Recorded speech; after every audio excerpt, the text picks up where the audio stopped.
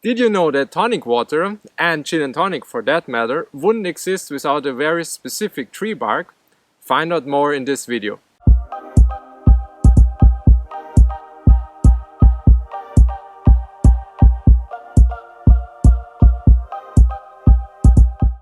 Welcome to another episode of Below the Apple Tree.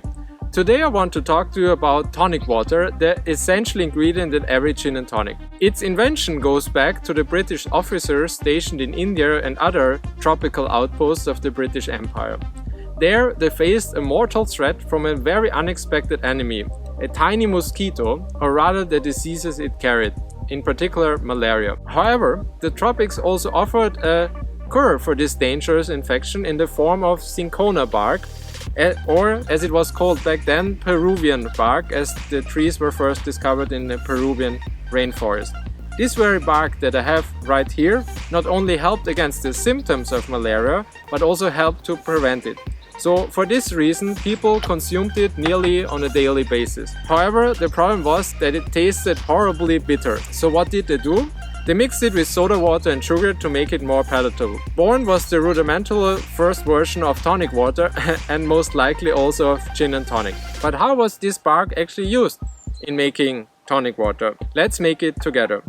So besides the bark, you need 1 lemon, 1 lime and 1 orange, as well as 200 grams of sugar. I use brown sugar here, and 220 milliliters of water plus another 120 milliliters of water later. The first thing you do is take the water and add around 9 grams of the bark. Okay, this should be enough. Next thing is that you peel all 3 citrus fruits. I'm starting with the lemon. Once you have the peel, you're going to add it to the water and the bark and continue peeling all 3 of them.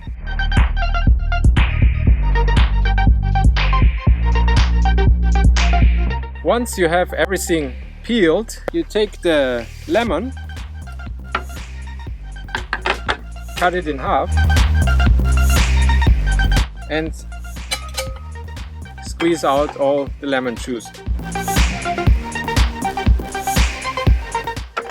This juice you then add to everything else.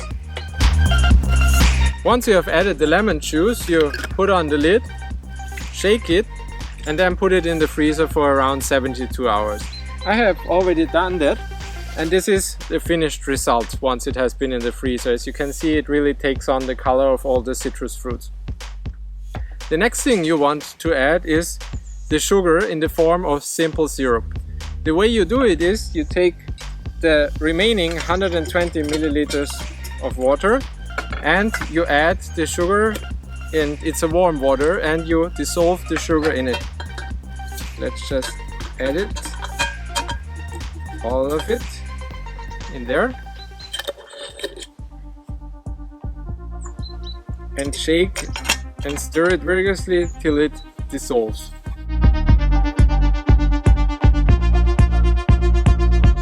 Once it is dissolved, you take it and add it to the tonic water, creating a rich tonic syrup. So that's it. That's what's finished tonic water with Cinchona bark looks like. And now, of course, it's time to actually try it. And for this, you would mix it with soda water, but we are going to make it from scratch by adding CO2 ourselves. I brought a bottle here, so let's put in a bit of the syrup using a strainer, not to get in any bits and pieces. And let's add some water. So once you have added as much water as you like to your syrup, it's time to carbonate it.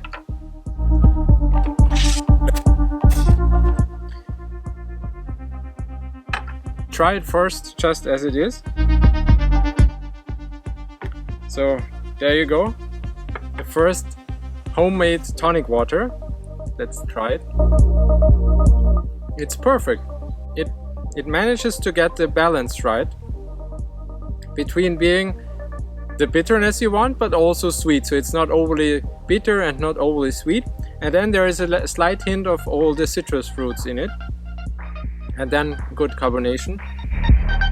So very enjoyable tonic. Finally, it's time to mix it with one of my favorite gins, Botanist from Brooke Laddie on Isla, and let's see how it tastes in that combination. Bit of gin. Let's taste it. An excellent combination. So the first thing you taste is actually the botanicals from the gin, as you should. But afterwards there's this hint of bitterness from the Cinchona Bark.